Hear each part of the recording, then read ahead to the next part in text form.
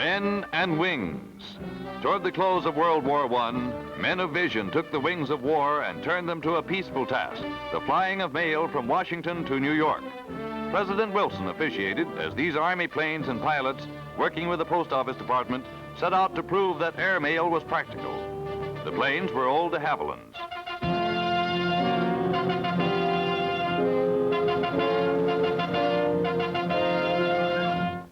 This was a momentous day, for these men and these wings proved that airmail had a future. A year or so later, they had set new records.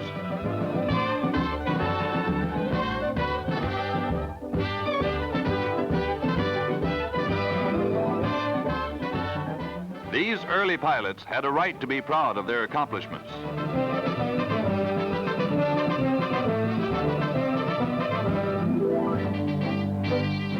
But airmail was not the only news. The suffragettes were parading in triumph. Radio was just getting started. The Prohibition Amendment was ratified by 46 states, and Warren Harding won the Republican nomination for the presidency. 25 years ago, the first transcontinental airmail left Hazelhurst Field, Mineola, New York, on September 8, 1920. The pilot stuffed the excess mail in a suitcase tied to the wing and took off almost unnoticed. The route was over the historic pathway of the pioneers: New York, Chicago, Omaha, San Francisco, a route selected by the Post Office Department because it provided a direct line between the two coasts. Even the Indians welcomed the new skybirds. Time for airmail across the country by plane and train was approximately 3 days. For 4 years, airmail traveled on wings by day only. Then in July of 1924, it took wings all the way. With the airfields lighted from Chicago to Cheyenne, the transcontinental mail took off, slashing the time across the country to 32 hours. It was news. And the newsreels of the day told the story with this flickering map.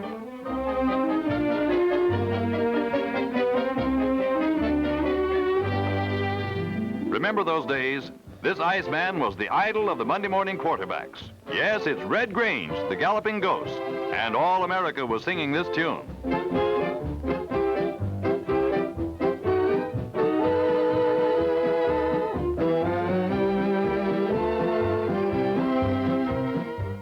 Politically, the Democrats sweltered through 10 July days at Madison Square Garden, while Alabama held out with the refrain, 24 votes for Underwood.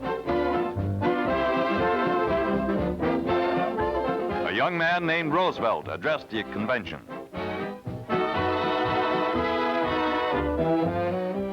In Atlantic City, bathing beauty contests captured the public eye. That year, flannel slacks for men were called Oxford bags, and the dance of the day was the Charleston. Congress appropriated $1.25 million to light the airways and continue service. New fields were laid out. By 1925, they were equipped with lights from New York to Salt Lake City. Arc lights were used to light the runways, and although they helped, they were a far cry from today's floodlighted airports. During the early 20s, the government had proved the value and feasibility of airmail service. Then in 26 and 27 came other men with planes like these, privately owned companies carrying the mail under contract to the government. National Air Transport flew east and south from Chicago. Boeing Air Transport from Chicago to San Francisco. Varney Airlines between Pasco, Washington, and Elko, Nevada. Pacific Air Transport between Los Angeles and Seattle. These pioneers later merged to become United Airlines.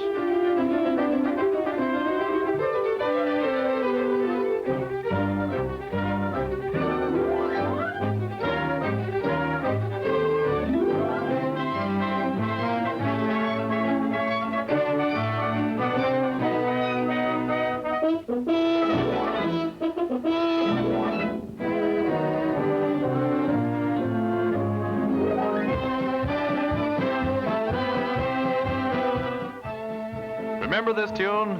Well, everybody was singing it when Gertrude Ederle swam the English Channel and returned to a big New York reception. In 27, Bill Boeing's wife christened the new Boeing 40, the first plane designed for commercial airmail and passenger flights. This sturdy craft carried a 1,600-pound load, the pilot, 2 passengers, baggage, and mail. Passengers crouched together in a box-like cabin, alighting 14 times at refueling stops.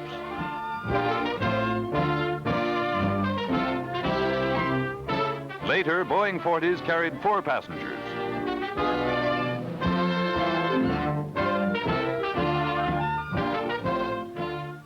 For their 32 hours of flight from coast to coast, these adventuresome travelers paid $400, roughly 3 times the present fare for an overnight trip between the Atlantic and Pacific. But even at that, it was better than running across the continent in C.C. Pyle's famous Bunyan Derby.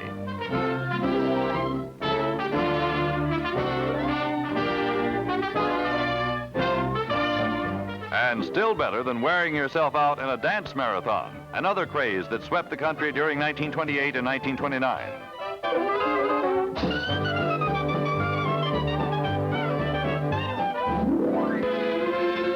Along the airways, other men were flying ever-increasing airmail loads. By 1929, the route was lighted from coast to coast. Then men built bigger wings. The Ford Trimotor carried 14 passengers in what was then called lounge chair comfort. And on the western half of the run, big tri-motored Boeing 80s ate up the miles. Passengers now had room enough to walk around, and the first stewardesses made their appearance to add to the comfort of air travel. And instead of depending on amateur weather reports phoned in from hotel clerks and railroad station agents, expert meteorologists began to check the winds aloft, plot the highways of the air. An up-to-the-minute report on flying conditions was made available to airline pilots.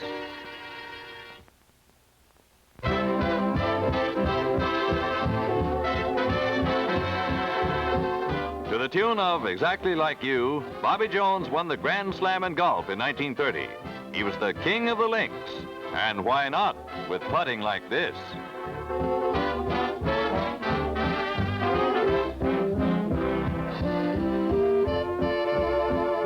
And while women wore hats like these 1931 models, United Airlines further developed its coast-to-coast and Pacific Coast system.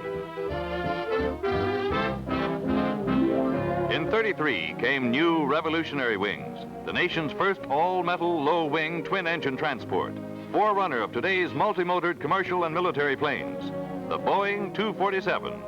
The famous 247 carried 10 passengers and cargo at a 3-mile-a-minute clip. Travelers rode in increased comfort, 8 meals served by stewardesses, streaked from coast to coast in 19.5 hours.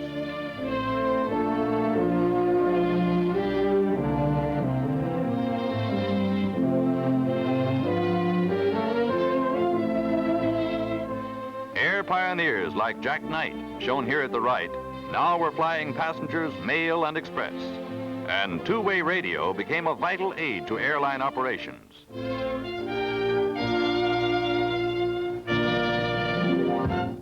We were having a depression then, and we fought it with the National Recovery Act, the Blue Eagle of the NRA. Across the ocean in 1936, Hitler, Mussolini, and company were plotting trouble, and the fat Goering gloated happily.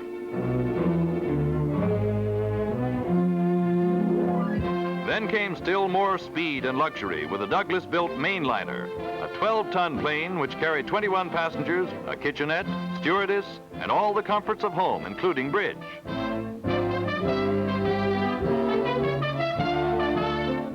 There were also beds for night travelers. In 1938, the whole country united in celebrating Airmail Week, while airliners winged high over the cities. During the celebration, a 10-year-old Boeing 40 was given to Henry Ford as an addition to his Museum of Americana.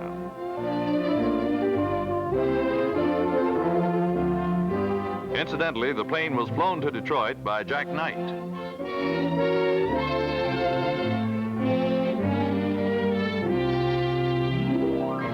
But all was not peaceful, for evil men were plotting to put wings to other uses. The Japs sank an American ship, the Pan Ai, in 1938. Then men in wings on the other side of the world went mad. The mighty German Luftwaffe struck at Poland. They bombed and strafed, forged the wings of peace into wings of war.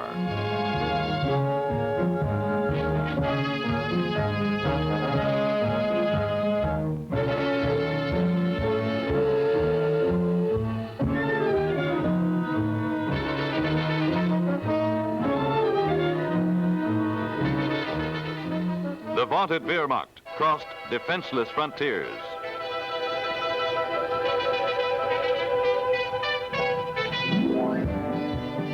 But America was untouched. The nations of the world were invited to congregate at two World's Fairs, one at New York and the other on the opposite shore of the continent at San Francisco.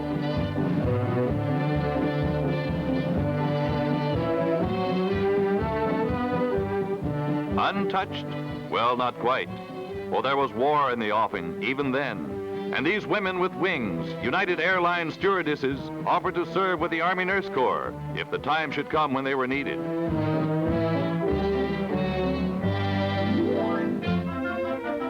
In those days, everybody flew, young and old, even this whole family, the largest in the country. They filled a whole plane. Of course, that was BP, before priorities.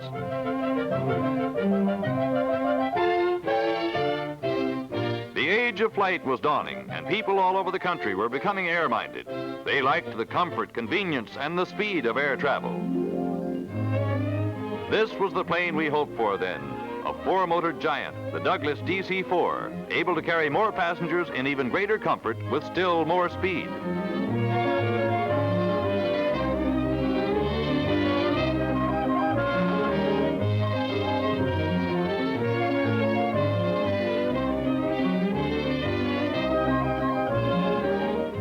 This plane was complete with special services, wide berths for pleasant sleep, and even telephones. Bigger wings were needed.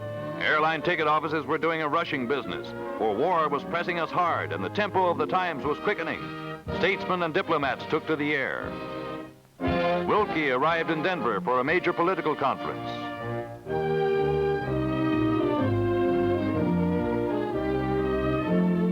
Ex-President Hoover flew in.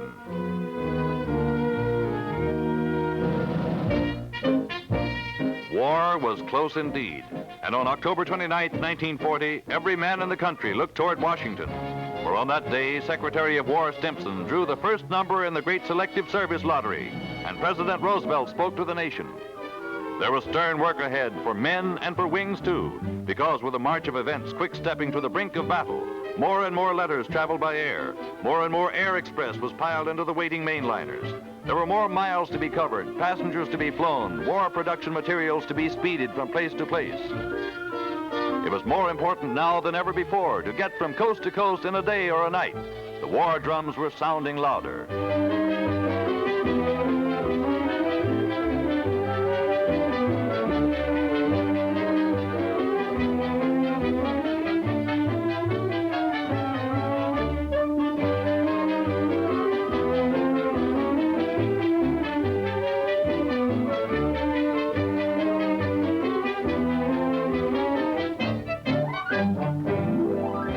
Important, too, were diplomatic visitors who required special planes, like this one, which brought South American officials to Washington in May of 1941. And in Chicago, young America was learning about aviation.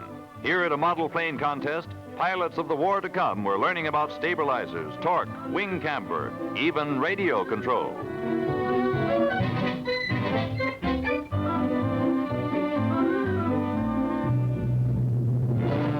So war came, Pearl Harbor. Men and wings were needed to meet a crisis in the nation's life. Many airliners joined the Army. Men and women, too, built new wings, wings for war. The Douglas DC-4 was transformed into the military C-54, which became the Air Transport Command's workhorse on the far-flung airways to combat fronts. There were men to be trained, plenty of men, to be trained fast. Link trainer classes like this helped produce a great new crop of pilots.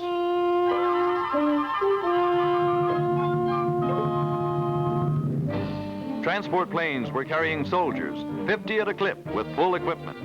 Under direct military contract, experienced airline crews flew virtually any cargo, anywhere, at any time.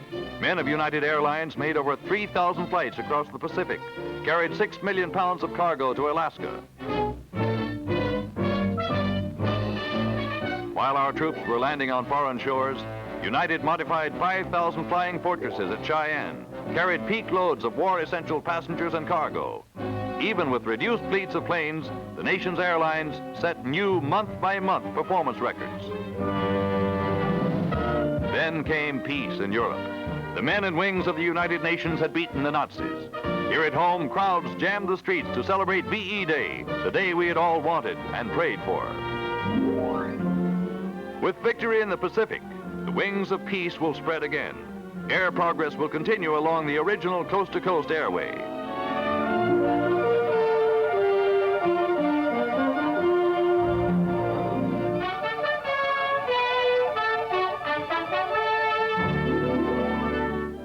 These are the giant four-motored wings which lift 100 people and tons of cargo into the air, whisk them across the nation at 5 miles a minute in 9.5 hours or less, comfortably, conveniently, efficiently. These are the mainline ships. These are the wings of men.